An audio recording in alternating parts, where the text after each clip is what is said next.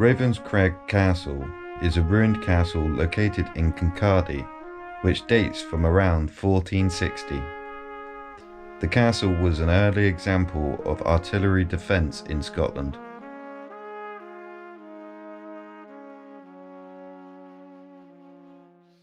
Ravenscraig is a small castle, built on a narrow rocky promontory in the Firth of Forth. It is naturally defended on three sides by steep cliffs dropping down to the sea, and the main part of the castle forms the northern landward defence. This comprises of two D-plan towers, with the outer walls being 4.25 metres thick, designed to withstand cannon fire. Battlements between the towers formed an artillery platform, with gun holes pointing landward. The whole castle is defended by a deep rock-cut ditch and is accessed via a bridge. The construction of Ravenscraig Castle was by the mason Henry Merlin and by the master carpenter Frere Andres Lursis, as ordered by King James II as a home for his wife, Mary of Guelders.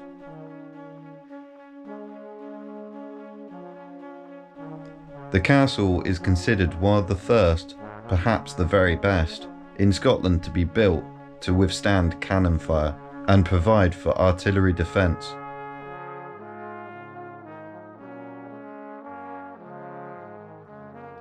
The king was involved with the castle's planning, but ironically was killed in a tragic accident with a loaded cannon at the siege of Roxburgh Castle. Construction commenced around 1460 by his widow Mary of Guelders, and as a memorial to him and his dower house, she continued the construction work until her death in December 1463, when the east tower and the basement of the central section was probably built for her by the master mason Henry Merlin. After 1471, the castle's construction was completed by the Sinclairs, who were by this point in ownership and also had an interest in artillery fortifications.